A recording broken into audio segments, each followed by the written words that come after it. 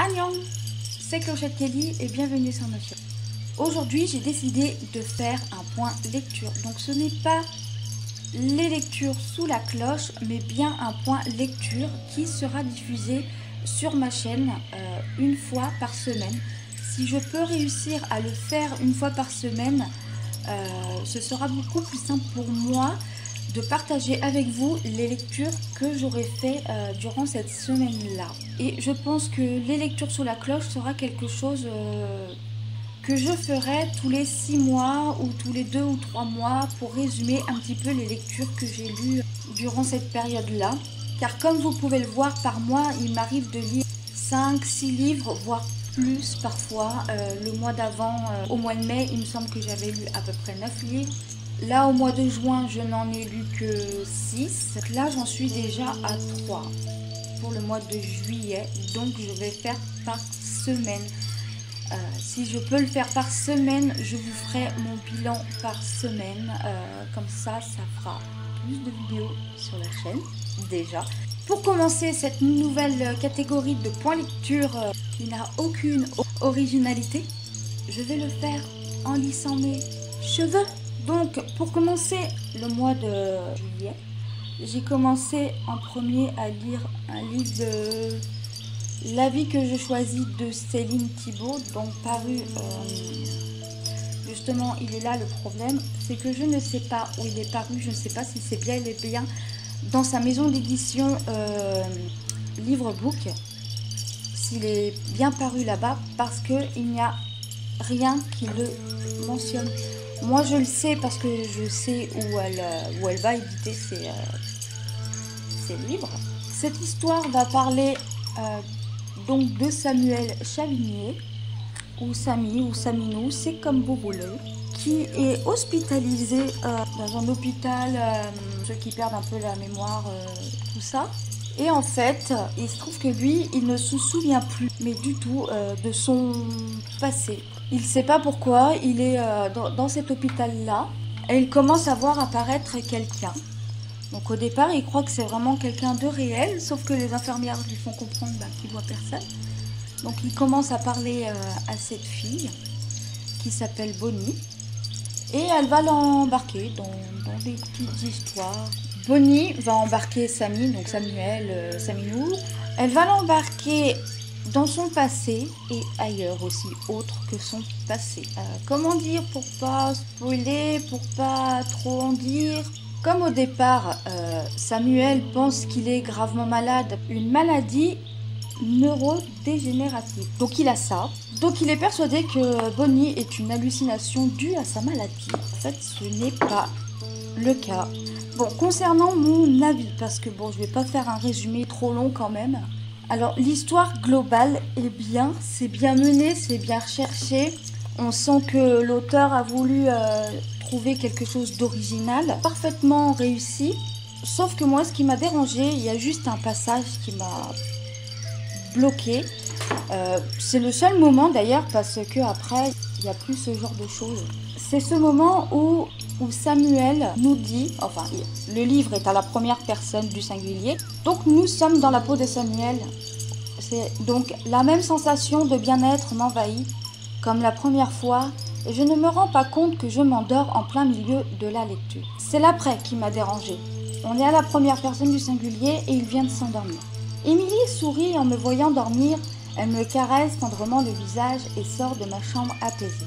C'est ces 3 lignes qui m'ont dérangée, parce que je me dis que Samuel est en train de dormir et donc il n'a aucun moyen de savoir si Émilie sourit en le voyant dormir, qu'il sente la caresse sur son visage, c'est possible, et Samuel ne peut pas savoir si Émilie est apaisée ou non en sortant de la chambre puisqu'il dort. C'est le seul truc qui m'a dérangé durant la lecture, sinon il n'y a pas de...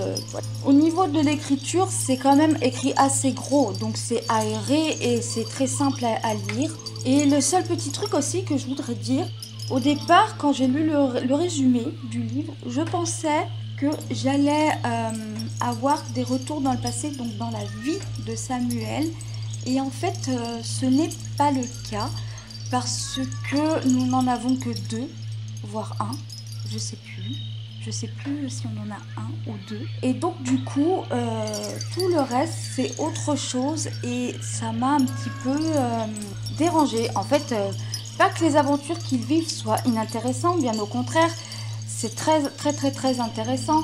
Mais j'aurais voulu savoir ce qui s'était passé dans la vie de Samuel et les erreurs qu'il avait bien pu commettre. Même si au final, c'en est qu'une, visiblement. J'aurais bien aimé savoir s'il en avait commis d'autres et... enfin voilà, quelque chose qui puisse faire évoluer le personnage. Parce que là, il prend du bon temps avec Bonnie, mais j'ai pas l'impression que le personnage évolue. Ça, ce n'est qu'un point de vue pour moi. Mais j'ai bien aimé l'histoire, même si j'ai des choses à reprocher à ce livre.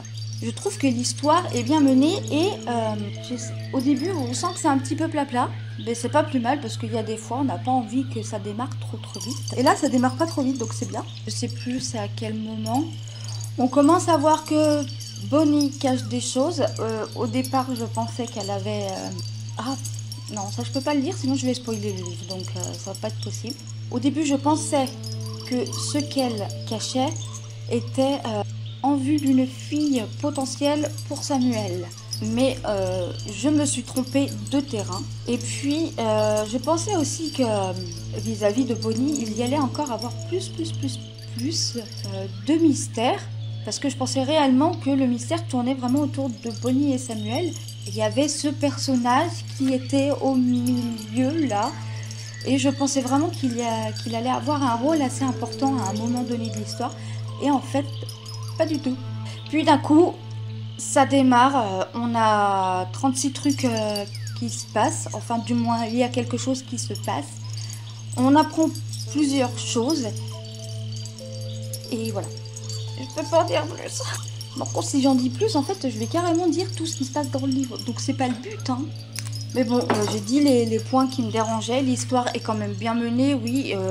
Comme la plupart des romans, maintenant, ils mettent l'intrigue vers la fin. Pour être sûr que rien ne soit dévoilé avant, finalement, je trouve que c'était le bon timing.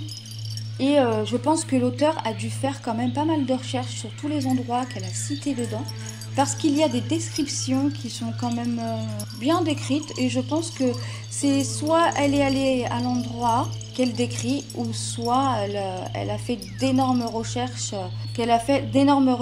pour pouvoir parler des endroits dans ce livre. La vie que je choisis de Céline Thibault est un livre que je conseille. Et voilà, je conseille ce livre. J'ai pas forcément les mots pour dire pourquoi je le conseille. Je pense que mon avis a amplement suffi pour dire que je le conseillais. Ensuite, je passe au livre Cola veut dormir. Donc c'est une histoire pour enfants qui aide les enfants à s'endormir. Cola veut dormir est un livre numérique que j'ai lu en partenariat avec Edilivre. Ce qui est intéressant dans ce livre, c'est qu'on peut faire participer les enfants pour essayer de les faire décompresser et qu'ils puissent s'endormir. C'est-à-dire qu'on va utiliser nos mains, on va leur apprendre à travers l'histoire à les détendre et donc à canaliser peut-être l'énergie qu'ils ont en eux pour pouvoir s'endormir. Je l'ai lu comme ça un soir avant d'aller dormir et finalement je me dis que j'aurais préféré attendre que mes enfants soient là pour que je puisse leur lire à eux. Et donc quand je l'aurai relu à mes enfants, je vous en parlerai beaucoup mieux. Follow Me Back, David Jedger. Que vous dire? Je n'ai pas lâché le livre tant que je n'avais pas terminé l'histoire. Le personnage principal, qui est Tessa, est donc agoraphobe et ne peut pas sortir de chez elle et donc va entretenir une relation sur Twitter, enfin une relation entre guillemets sur Twitter avec Taylor. Donc nous allons suivre dedans Tessa, Taylor et Eric. Pour ceux qui l'ont lu, ils savent que Eric et Taylor ont quelque chose en commun. Ce que j'ai adoré dans ce livre, en fait, ce sont les conversations Twitter où on voit comme ça, où c'est super bien. Je trouve que c'est super bien refait, qu'on se croirait vraiment sur une conversation Twitter. Les rapports de police qu'on peut avoir tout au long du roman sont vachement bien faits aussi. Et sans parler de la couverture, au début, au début, j'avais vu que ce côté-là, et quand j'ai tourné le dos, je n'avais pas vu qu'il y avait le visage qui continuait derrière, et j'ai trouvé ça super intéressant. C'est pareil que tous les livres, hein, j'ai toujours peur de trop en dire, et en fait, donc dedans on va suivre Tessa et Taylor qui vont se parler tout au long du roman. On va suivre les enquêtes de police jusqu'à la fin, et la fin, mais je m'y attendais tellement pas. Je pensais pas qu'elle allait terminer son livre comme ça. Donc il va y avoir un tome 2 et j'ai hâte de pouvoir lire le tome 2 pour savoir ce qui s'est passé. Enfin, tellement de booktubeuses en ont parlé en fait de ce livre que moi, je sais plus quoi ajouter pour vous donner l'envie de le lire. Je ne sais même plus comment le décrire parce qu'elles l'ont tellement bien décrit que finalement j'ai l'impression que ma description, j'ai trouvé ce livre tellement addictif, génial. Enfin, l'écriture, on est vraiment dans la peau d'un personnage qui a vraiment 18 ans. Puis, enfin, je veux dire, l'écriture est vachement aérée, le style est simple, on arrive à se mettre dans la peau du personnage tout de suite. On comprend ce qui se passe, on n'est pas perdu dans l'histoire à un seul moment parce que on lit l'enquête de police, donc on sait ce qui va se produire, on sait qu'on va avoir les explications en temps voulu. Et voilà, donc c'est tout bien expliqué, l'histoire est bien menée jusqu'à la fin et j'ai hâte au tome 2. Voilà, je peux rien dire de plus parce que j'ai peur de trop en dire à chaque fois. Je peux rien dire de plus parce que j'ai peur de trop en dire à chaque fois et c'est pénible. Bref. Je me suis dit qu'après mon résumé donc, de Follow Me Back et de mon avis, je ne pouvais pas vous laisser comme ça. Donc en fait, je voudrais rajouter que durant l'histoire, à plein de moments, en fait, je me suis trompée. Durant l'histoire de Follow Me Back, donc je me suis souvent demandé en fait ce qui était arrivé à Tessa pour qu'elle puisse être agoraphobe comme ça, au point de ne plus vouloir sortir de chez elle et ne pas vouloir ouvrir ses volets, et de ne pas vouloir voir la lumière du jour. Et plein de fois, je me suis retrouvée sur diverses pistes et en fait qui étaient totalement fausses. Quant à Taylor, donc comme on sait quel personnage c'est, à plusieurs moments on se dit que c'est certainement de lui que retourne cette enquête de police. Et je ne peux pas vous en dire plus parce que sinon je risquerais encore de spoiler ou je ne sais pas trop quoi. Donc je vais m'arrêter là pour ça. Et je voudrais également revenir sur la fin. Cette fin dont j'ai une vague idée bien sûr. Mais je ne vais pas vous en faire part parce que j'ai peur encore une fois de trop en dire. Et il vaudrait mieux que je vous garde le suspense si vous désirez lire ce livre. C'est compliqué quand même de parler d'un livre, mais de ne pas trop en dire. Parce qu'on a envie d'expliquer son point de vue, on a envie de partager plein de choses avec vous. Mais le problème, c'est que comme je ne sais pas si vous avez lu ce livre, je ne peux pas en parler plus que ça. Je ne peux pas me permettre d'en dire trop. J'ai peur d'en dire trop au point où je révélerai trop de choses en fait. Et ce qui vous donnerait peut-être l'envie de ne plus le lire.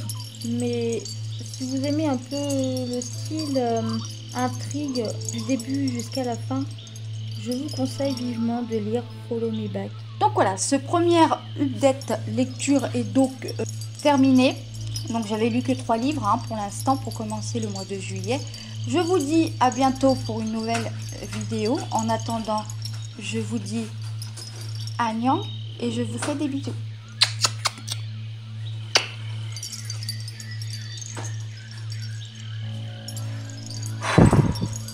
Agnan. Car comme Ori, j'ai même pas fait.